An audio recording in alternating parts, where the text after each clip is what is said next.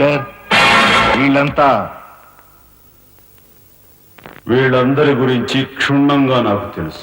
ఈనాటి ఈ సమాజంలో మాలాంటి యువకులు నిరాశ నిస్పృహలతో ఇలా తయారవడానికి కారకులెవరు? మీలాంటి చీడ పురుగులే పురుగులే పురుగులే పురుగులే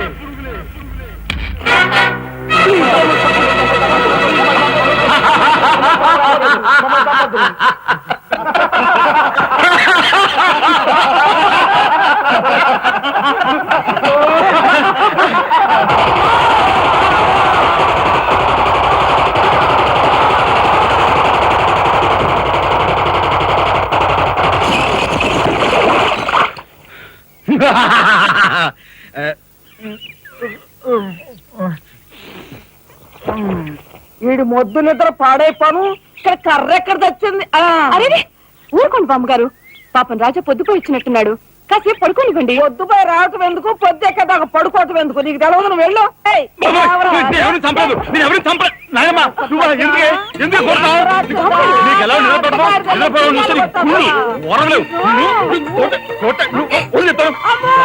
నిద్రపోనకుండా కొట్టుకొని పైగా చేస్తుంటావు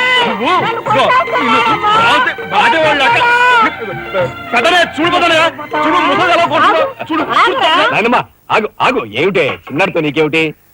నువ్వు నీ పెళ్ళం ఇట్ట గారాబం చేయబట్టే ఆడు సోంబేర్లా తయారయ్యాడు. సోంబేరి గింబేటి ఆగండి. మిట్ట మధ్యాహ్నం దాకా పడుకోవడం మూలంగా ఇంటికి ఉపయోగం, దేశానికి ఉపయోగం తెలుసా? దేశానికి? అవును మరి. నాలాంటి వాళ్ళకి ఉద్యోగం రాకపోవడం వలన స్ట్రైకులు చేసి బస్సులో తగలబెడతామా? అలాంటివి ఏమీ చేయకుండా యువతలు నిద్రపోవడం మూలంగా దేశానికి ఎంత ప్రశాంతత.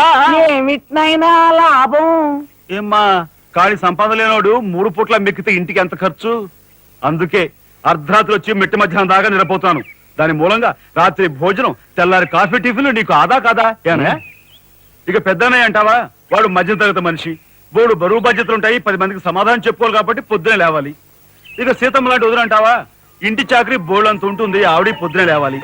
ఇక చిన్నన్నయ్య, ఇదిగో వీడు ఒక పుస్తకాల పురుగు, ఎప్పుడెప్పుడు ఐఏఎస్ పాస్ అయిపోదామని ఉంటుంది కాబట్టి తను పెందడే లేవాలి.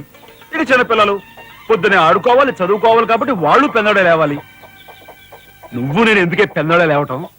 నా మాట విన్నాయనమ్మా, నువ్వు నాతో పాటు అర్ధరాత్రి వరకు గాలి తిరుగుడు తిరిగి ఇంటికి వచ్చి నిద్రపోయి లేటుగా లేచావనుకో, ఇంటికి ఖర్చు తగ్గుద్ది, నాకు నీ నస తగ్గుద్ది. ముదిరిపోయావరా చిన్నబాబు? నీళ్ళు తోడుతున్నా, వచ్చేసి. ఎంత పొగర్రా నీకు?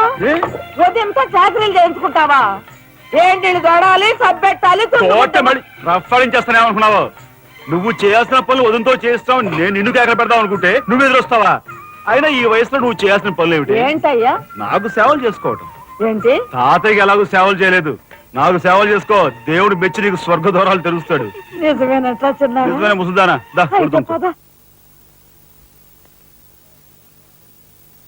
పెద్దాడా, ఇల్లు అమ్మేయటానికి తీర్మానించుకున్నావా?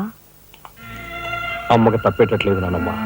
మనకున్న అప్పులకి ఇల్లు కాదు కదా, ఈ వీధి మొత్తం అమ్మినా ఏమీ తీరం. నువ్వు నోరు మీరా? ఆడి మాటలకేం గాని మీ తాతయ్య రెక్కలు బొక్కలు చేసుకుని ఇల్లు కట్టించాడ్రా. నా బొందులో ప్రాణం ఉండగా అమ్మ నేను నన్ను చంపుకు తిన్నంత ఒట్టే. ఈ మాత్రం దానికి అంత పెద్ద పెద్ద మాటలు ఎందుకు లేనమ్మా?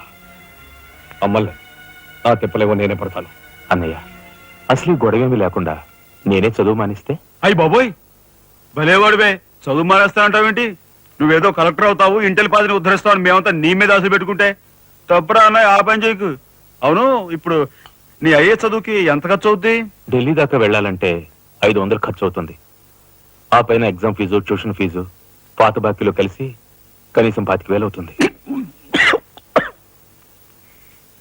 25,000? మా బాబే అంతేనా? 25,000 అంటే ఇదిగో మా పెద్దనే సర్దుకుంటాడులే. సర్దుకోపోతే నువ్వు సర్దుకుంటావా? నువ్వు ఇష్టం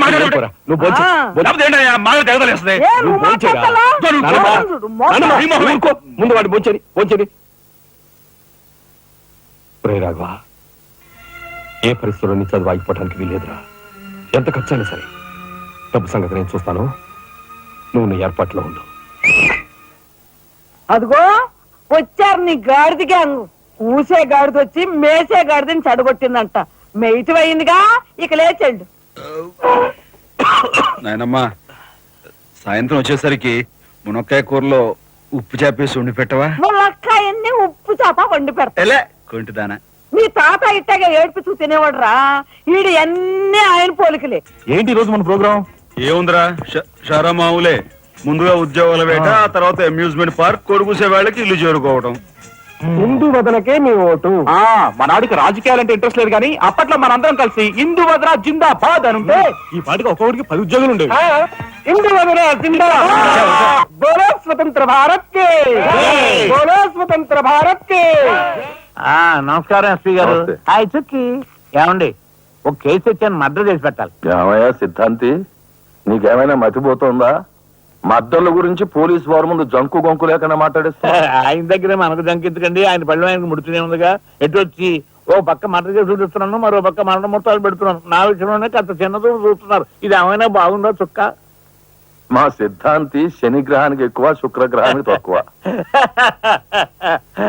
సరు నవ్వుని పళ్ళుని ఒకేసారి మూసేయి.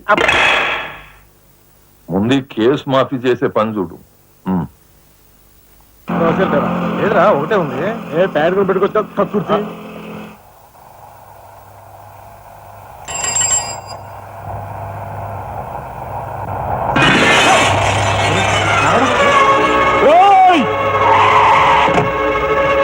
ఏం పాపా కళ్ళు కనపట్టాలా?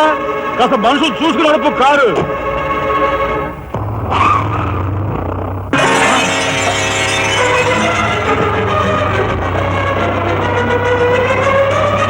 ఎంత పొగర్రా దీనికి.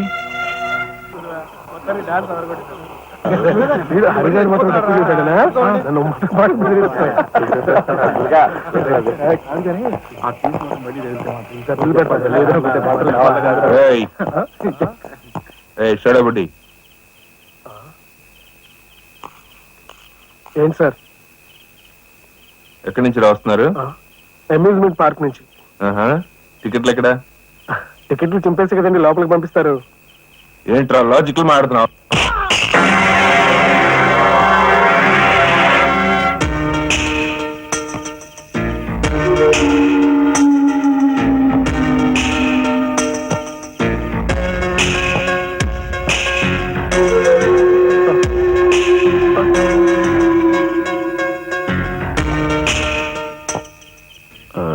ఎందుకు సార్ మా వాడిని కొట్టారు? పక్క వీధిలో కార్మిక నాయకుడు మర్డర్ జరిగింది.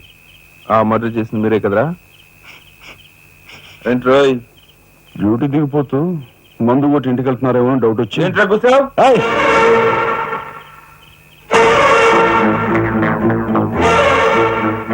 అసలైన నేరస్తులు పట్టుకోవడం చేత కాకపోతే యూనిఫామ్ తీసేసి ఇంట్లో కూర్చో. అంతేగాని రోడ్డు మీద పోయే వాళ్ళని పట్టుకోవాలనుకుంటే ఎవరు ఊరుకోరు. జాగ్రత్త. పోదండి రా.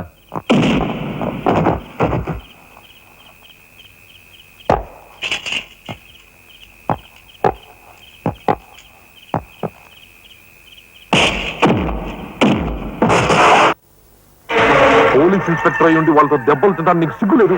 24 గంటల్లో ఆ గ్యాంగ్ ని పట్టుకుని పోలీస్ స్టేషన్ లో పెట్టకపోతే? రామయ్య, వాడేదో నీ పోలికలతో పుట్టాడు కదా అని కాస్త గారాబం చేశాను అంతే. నెత్తి నెక్కి కూర్చున్నాడు. ఏ లోకల్లో ఉన్నావో ఏమో.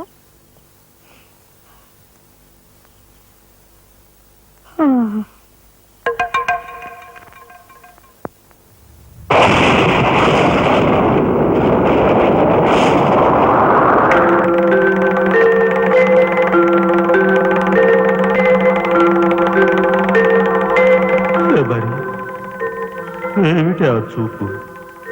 నేను గుర్తుపట్టలేదా? అయ్యా నా దేవుడు, నువ్వా? అయ్యా నన్ను తాకరాదు. ఆత్మ రూపంలో ఉన్న నన్ను తాకితే మాయమైపోతాను. అపచారం అపచారం.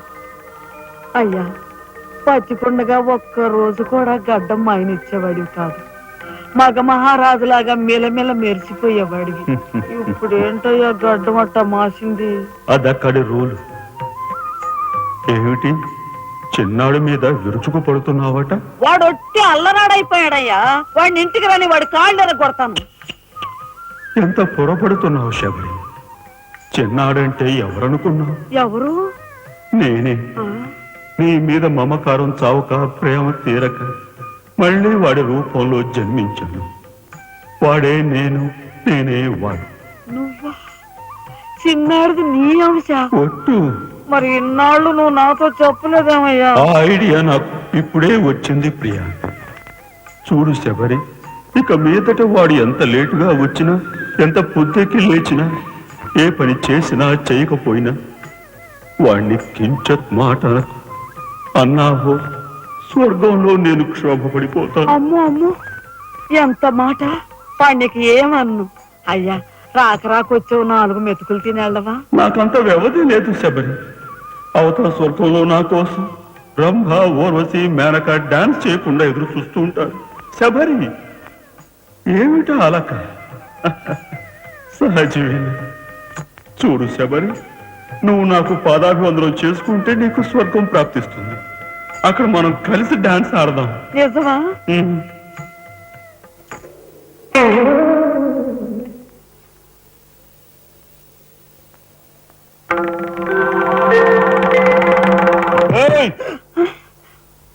వస్తున్నా వస్తున్నా వస్తున్నా.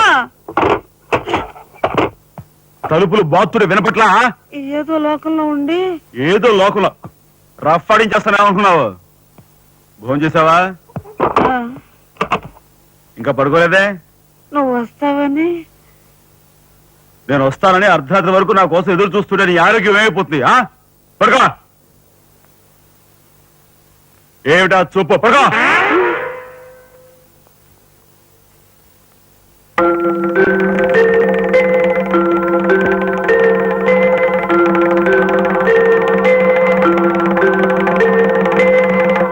ఏమండి, రాఘవ్కు పంపించాల్సిన 25,000 గురించి ఏం ఆలోచించారండి? అదే అర్థం కావటం లేదు లక్ష్మి. ఆ 25,000 సంగతి అలా ఉంచు.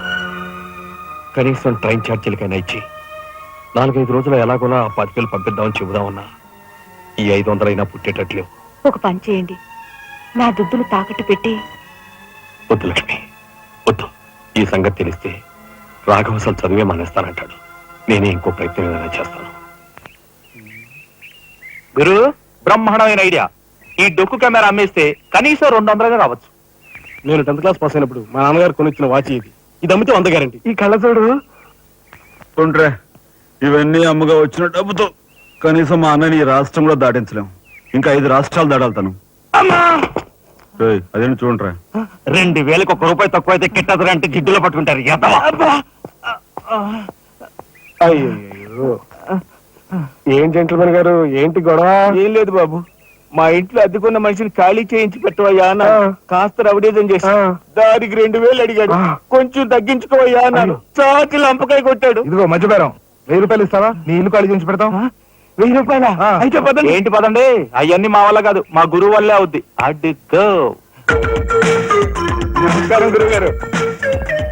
1000 రూపాయలకు మంచి బేరం ఒప్పుకున్నాం గురువు. నువ్వు కొంచెం రౌడీజం చేసి ఇల్లు ఖాళీ చేసి పెట్టాలి. రౌడీజం చేసి పెట్టాలా? రఫ్ ఆడిస్తాయేమనుకున్నావా? పాపం ఆయన ఇల్లు ఆయన ఖాళీ చేసి పెట్టడంలో తప్పే ఉంది. న్యాయమే కదా, ఒప్పుకో గురు ప్లీజ్. అంతేనంటావా? సరే బాబు, ఒక మాట, అది సామాన్యురాలు కాదండి. రాలు అంటున్నాడు. కొంప తీసి ఆడదా? అవునండి. ఆడదాని మీద నా ప్రతాపం చూపించడమా? సిగ్గులేదు. పోతలే. బాబు, మీరు ఒక్కసారి వచ్చి చూడండి. అది ఆడది అనుకుంటే మీరు తలొకతోనూ నన్ను తన్నండి. ఇదెక్కడ ఆడదురా అనుకుంటే మీ హెల్ప్ మీరు చేయండి, మీ డబ్బులు మీరు తీసుకోండి.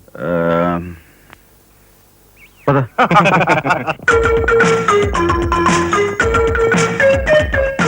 ఇదేనండి ఇల్లు.